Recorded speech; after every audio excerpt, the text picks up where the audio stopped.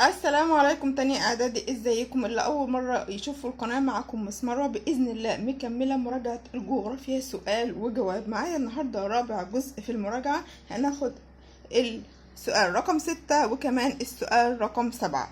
نبدأ على طول بالسؤال رقم 6. صوب ما تحته خط. هنشيل الكلمة اللي تحتها خط لأنها غلط وهنصححها بالكلمة الصح. السؤال ده محتاج ايه؟ أول حاجة أقرأ السؤال ده كويس جدا جدا من اول كلمة فيه لحد اخر كلمة، وتاني حاجة اركز في المطلوب، يعني اشيل الكلمة الغلط دي واحط مكانها الكلمة الصح اللي هي مناسبة للجملة بتاعتها. تعالوا بينا نشوف رقم 1. تقع دولة البحرين، يبقى هنشيل كلمة ايه؟ البحرين. خارج الامتداد الفلكي للوطن العربي. مين الدولة العربية اللي موجود بره نطاق الامتداد الفلكي؟ هي جزر ايه؟ القمر، عشان موجودة جنوب دايرة الاستواء بالظبط كده عند التقاطع بتاع خط طول 44 درجة شرقا، تمام، ودايرة عرض 12 درجة ايه؟ جنوبا. عشان كده هي موجودة ايه؟ خارج الامتداد الفلكي. يبقى هقول الصواب تقع دولة ايه؟ جزر القمر خارج الامتداد الفلكي للوطن العربي. نيجي لرقم 2. تحد جبال طروس الوطن العربي من جهة الشمال الشرقي. طبعا ايه؟ جبال طروس غلط، هنشيل طروس ونحط كردستان زاجرس. يبقى كردستان، جبال ايه؟ كردستان وزاجرس هي اللي موجودة فين؟ على الحدود الشمالية الشرقية لمين؟ للوطن العربي. يبقى اهم حاجة ايه؟ اقرأ السؤال. تاني حاجة اركز في المطلوب اللي هو تصويب الخطأ اللي تحته ايه؟ خط. تالت سؤال معايا، من الدول العربية المطلة على البحر المتوسط مصر وليبيا والسودان. طبعا السودان هنشيلها ونحط تونس. عندي مصر، تونس، تمام، ليبيا دي اللي موجودة ايه؟ على البحر ايه؟ المتوسط. الدول العربية اللي موجودة على البحر المتوسط بالترتيب كده. عندي مصر، بعدها ليبيا، بعدها تونس، وعندي بعد كده ايه؟ الجزائر والمغرب. انا هشيل السودان واحط ايه؟ تونس. 4. من المشكلات السياسية في الجناح العربي الآسيوي. يبقى ركز طالب ايه؟ المشكلات السياسية اللي موجودة في الجناح العربي الآسيوي، يعني الدول العربية اللي موجودة في قارة آسيا. مشكلة جنوب السودان. جنوب السودان موجودة ايه؟ فين؟ في الجناح العربي الافريقي. يبقى انا عندي جنوب السودان غلط. لما اجي اصححها عندي من المشكلات السياسية في الجناح العربي الاسيوي في مشكلة فلسطين. يبقى انا هشيل جنوب السودان واحط ايه؟ فلسطين. دي من المشكلات السياسية اللي موجودة عندي فين؟ في الجناح العربي الاسيوي او الدول العربية الموجودة في قارة اسيا. 5. ينتج عن التعرية الهوائية أشكال تضاريسية زي الأودية الجافة. التعرية الهوائية دي بتعمل عندي إيه؟ أشكال تضاريسية مختلفة زي إيه؟ عندي الكثبان الرملية. يبقى أنا هشيل الأودية الجافة وأحط الكثبان الرملية، ودي واحدة من الأشكال التضاريسية أو أشكال التضاريس اللي بتنتج عن إيه؟ التعرية الهوائية. يبقى أنا عرفت كده إن الكثبان الرملية عبارة عن إيه؟ شكل تضاريسي أو شكل من أشكال التضاريس نتج عن ايه؟ التعرية الهوائية. يبقى التعرية الهوائية بتعمل اشكال تضاريسية زي الكثبان الرملية. 6. جبال اطلس من الجبال الانكسارية في الوطن العربي. هنشيل اطلس لانها غلط وهنحط البحر الاحمر. يبقى جبال البحر الاحمر دي ايه؟ من الجبال الانكسارية اللي موجودة فين؟ عندي في الوطن العربي. نيجي لرقم 7. تحصر جبال البحر الاحمر بينها عدة سهول تجري بها عدة انهار منها العاصي والليطاني. طيب انا عندي كلمة البحر الاحمر غلط، دي مش مكانها الجغرافي، ما فيش فيها ايه؟ انهار العاصي والليطاني. طيب المكان اللي فيه انهار العاصي والليطاني ايه؟ الجناح العربي الاسيوي اللي موجود فيه سهول هناك ايه؟ موجود حواليها ايه؟ جبال الشام. يبقى عندي جبال الشام بينها ايه؟ عدة سهول فيها انهار زي العاصي والليطاني. اشيل البحر الاحمر واحط مكانها ايه؟ الشام، تبقى جبال الشام. عندي رقم 8 بيقول ايه؟ تقع هضبة نجد شمال شبه الجزيرة العربية.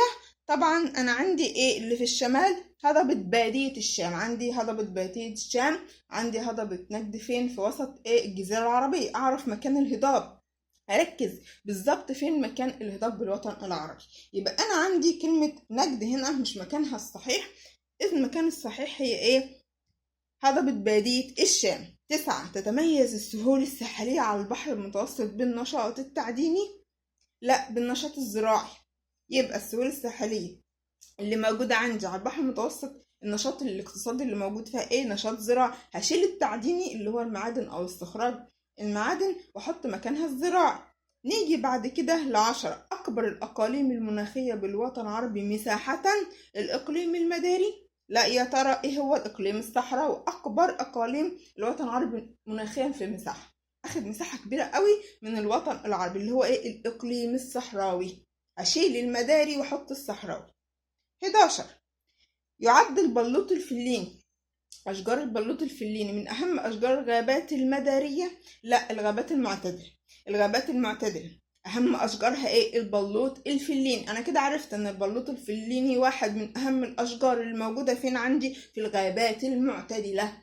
أركز وأفرق بين أنواع الأشجار اللي موجودة وبتنتمي لأي أنواع الغابات. كل غابات ولها أشجارها الخاصة بيها. نيجي لرقم 12 من الحيوانات اللي بتعيش في حشائش السافانا الأغنام والماعز. الأغنام والماعز بتعيش في حشائش الاستبس، ده مكانها. يبقى أنا هشيل السافانا وأحط مكانها إيه؟ الاستبس، ودي الإجابة الصحيحة. وصلنا للسؤال رقم 7. بيقول لك اكتب ما تشير إليه كل عبارة من العبارات الآتية، يعني اللي جاي مصطلح. يا ترى إيه هو؟ الجملة دي بتدل على مصطلح أو مفهوم عندي موجود في المنهج. إيه هو المفهوم ده؟ السؤال ده مطلوب مني ان برضو اقراه كويس قوي قوي من اول كلمه لاخر كلمه. كمان اراجع المصطلحات بشكل اسبوعي او بشكل دوري كل كام يوم على حسب بقى ايه جدول المذاكره بتاعي، وافهم المصطلحات واحفظها وافرق ما بينها واعمل مقارنات دايما واحل الاسئله بتاعتها. تعالوا بينا نشوف اول حاجه الموقع بالنسبه لليابس والمائي. يا ترى ده تعريف ايه؟ ده الموقع الجغرافي اللي هو موقع المكان أو المنطقة بالنسبة لليابس والماء. أول ما أشوف كلمة اليابس والماء ده الموقع الجغرافي على طول. طيب الموقع بالنسبة لخطوط الطول والدوائر العرض، عندي إحداثيات الخريطة اللي هي إيه؟ خطوط الطول ودوائر العرض، يعني إذا ده الموقع الفلكي. ده الفرق أهو ما بين الموقع الفلكي والموقع الجغرافي. نيجي لرقم 3 ممر مائي. يوصفه لي بقى. بيوصل بين البحر الأحمر والبحر المتوسط، دي قناة السويس.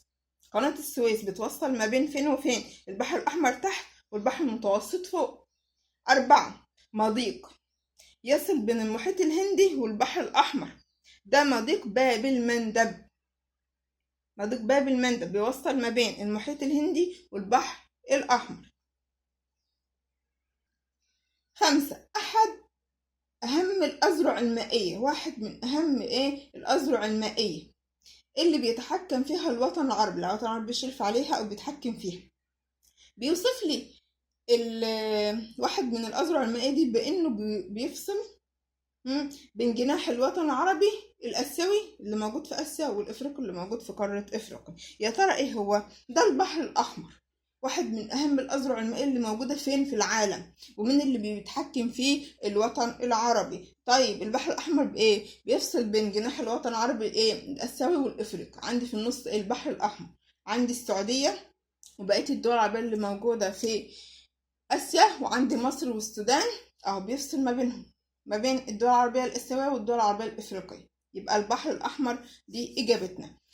6 حركات باطنية موجودة في باطن الأرض بتحصل جوه الأرض أدت لتكوين سلاسل جبلية مرتفعة. ده تعريف الحركات الالتوائية. عرفنا ان الحركات الالتوائية حركات باطنية عملت كونت سلاسل جبلية مرتفعة يعني عالية. نيجي لرقم 7 نحت الرياح للصخور ونقلها وإرسالها. ده اسمه التعرية الهوائية. أول ما أشوف كلمة نحت الرياح يعني الرياح هي اللي بتشتغل، هي عندي العامل اللي بيشتغل. طالما كلمة عندي نحت الرياح تبقى على طول التعرية الهوائية، يعني الرياح مش بتنحت الصخور، لا بتنقلها من مكان للتاني وبترسبها. طيب أجي بعد كده رقم 8 جبال التوائية. بيوصفها لي بأن هي جبال التوائية بتمتد فين؟ الامتداد بتاعها عندي في المغرب وتونس والجزائر، دي الدول العربية اللي موجودة في إفريقيا. يا ترى دي جبال جبال أطلس. امتدادها بين 3 دول المغرب وتونس والجزائر، ونوعها جبال التوائية، تبقى جبال أطلس. نيجي بعد كده الرقم 9 هضبة تقع وسط شبه الجزيرة العربية، دي هضبة نجد. يبقى أنا عندي في الشمال هضبة بادية الشام، شمال شبه الجزيرة العربية. في نص الجزيرة العربية عندي هضبة نجد. 10. أرض منخفضة في الصحراء صالحة للحياة، بتعتمد على المية الجوفية وسكانها بيشتغلوا بالزراعة. دي ايه؟ دي الواحات. ده تعريف الواحات. أرض منخفضة مهيش عالية، موجودة في الصحراء، فيها حياة، فيها سكان، وايه كمان بيعتمدوا على المية الجوفية اللي موجودة فين؟ في الآبار والعيون. سكان الواحات بيشتغلوا فين؟ في الزراعة عشان عندهم مية. نيجي 11. مجاري مائية كانت بها المية قديما، كان موجود بها المية ثم جفت نشفت مع الزمن. دي الأودية الجافة. ده تعريف ايه؟ الأودية الجافة. طيب أنا عندي بعد كده رقم 12 بيقول لي أرض مستوية أو شبه مستوية، بتمتد على سواحل البحار والمحيطات. دي السهول الساحلية. أول ما أشوف كلمة أرض مستوية أو شبه مستوي موجودة على سواحل البحار والمحيطات أعرف إن ده إيه؟ تعريف السهول الساحلية. ساحلية عشان موجودة على السواحل. اللي بعد كده مناطق تبعد عن المسطحات المائية، موجودة بعيد. بتتميز بإيه؟ بارتفاع درجة الحرارة، يعني درجة الحرارة فيها عالية في الصيف ومنخفضة في الشتاء. ده تعريف إيه؟ مناطق القارية أو المناطق الداخلية. هنقول كده المناطق الداخلية بين قوسين إيه؟ القارية. مناطق بعيدة عن المسطحات المائية وفيها ارتفاع في درجة الحرارة في الصيف وانخفاض في درجة الحرارة في فصل الشتاء. 14. منطقة قليلة المطر، فيها المطر قليل، موجودة عند السفوح الداخلية للجبال. دي اسمها منطقة ظل المطر. منطقة ظل المطر موجودة فين؟ عند السفوح الجبال الداخلية اللي موجودة جوه. المنطقة ديت قليلة المطر لأن المطر بينزل في الأول عند السفوح الخارجية اللي مواجهة للبحر، بينزل بكميات كبيرة المطر، وبعد كده بيبدأ يقل كل ما دخلنا جوه ناحية السفوح الداخلية للجبال دي. طيب عندي رقم 15 بيقول لي إقليم مناخي يمتد على الأطراف الشمالية للوطن العربي. ده إقليم البحر المتوسط، موجود فين؟ في الأطراف الشمالية للوطن العربي. عندي بعد كده 16. غابات تنمو في شمال الوطن العربي، فين؟ فوق منحدرات الجبال، وبيوصفها بأن هي أمطارها غزيرة. يا ترى دي غابات إيه؟ الغابات المعتدلة. الغابات المعتدلة موجودة فين؟ في شمال الوطن العربي، فوق منحدرات الجبال، غزيرة الأمطار، يعني المكان هناك فيه مطر غزير أو كتير. نيجي الرقم 17. إقليم مناخي بيشغل 80% من مساحة الوطن العربي. الإقليم الصحراوي قلنا إن هو أكبر الأقاليم المناخية مساحة فين؟ في الوطن العربي. 18. إقليم مناخي بيتميز بارتفاع درجة الحرارة وسقوط الأمطار في الصيف واعتدال درجة الحرارة وسيادة يعني انتشار الجفاف في الشتاء. ده الإقليم المداري. ده الإقليم المداري اللي في الصيف درجة حرارته مرتفعة وفي أمطار، وفي الشتاء درجة الحرارة معتدلة وفي جفاف، مفيش فيه أمطار عكس الصيف. ده الإقليم المداري. 19. أشجار نحصل منها على الصمغ العربي. دي أشجار الصمت. يبقى عرفنا كده إن أشجار الصمت بناخد منها الصمغ العربي. كده خلصنا مراجعة النهاردة. يا رب تكونوا استفدتوا استفادة كبيرة. ما تنسوش اللايك الجميل والشير الكتير عشان الكل يستفيد، والاشتراك في القناة وتفعيل الجرس عشان توصلكم كل الفيديوهات اللي جاية. كانت معاكم مس مروة، أشوفكم قريب في فيديو جديد ودرس جديد، والسلام عليكم.